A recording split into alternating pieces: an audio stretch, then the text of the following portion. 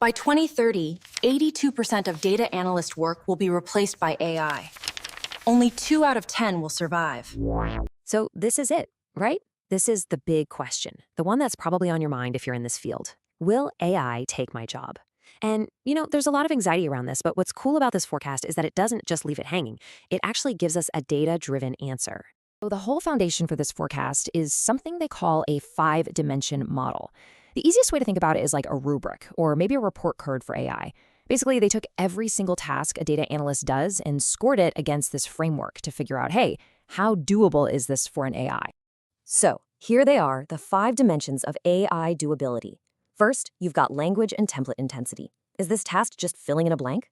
Then there's work structure. Is it super organized or totally chaotic? Third is measurability. Is it obvious when the task is done right? And then you get to the really human stuff. Accountability and ownership. Like, who gets fired if this goes wrong? And finally, human judgment, context, and trust. Does this need a real person's gut feeling? And here's the key takeaway. Any task that scores high on those first 3 and low on the last 2, well, that's what's getting automated first. Okay, so now that we have the model, what happens when you actually apply it? Let's look at what AI is going to gobble up first. These are the fast wins. And wow, look at these numbers. It's not just that these tasks are on the chopping block, it's how much of them are. Automated reporting, 98%. Data cleaning, 97%.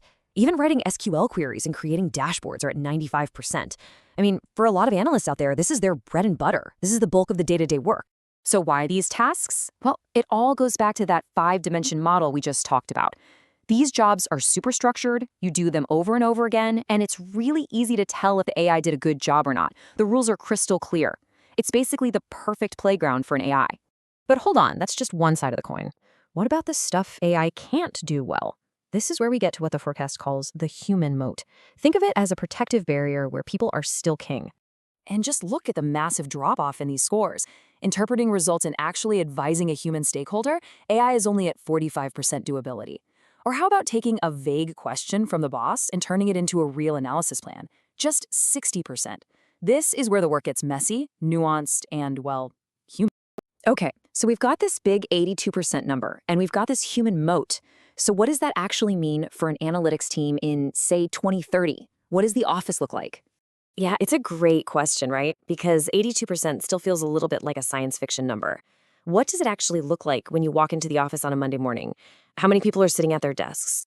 And here's the stark conclusion from the forecast. A 10-person analytics team today could realistically become a team of just 2 or 3 people working with AI systems. And listen to that phrasing. It's not necessarily about everyone getting fired. It's about job compression. The same amount of work, or even more, gets done by far fewer people. And this brings us to the most important point of all, the value shift. All the doing stuff, the execution, the queries, the dashboards, that becomes cheap. It's a commodity. The real value, the thing you get paid for, moves from doing to thinking. It's all about your judgment, your ability to frame the right questions, and your willingness to take responsibility for the answer.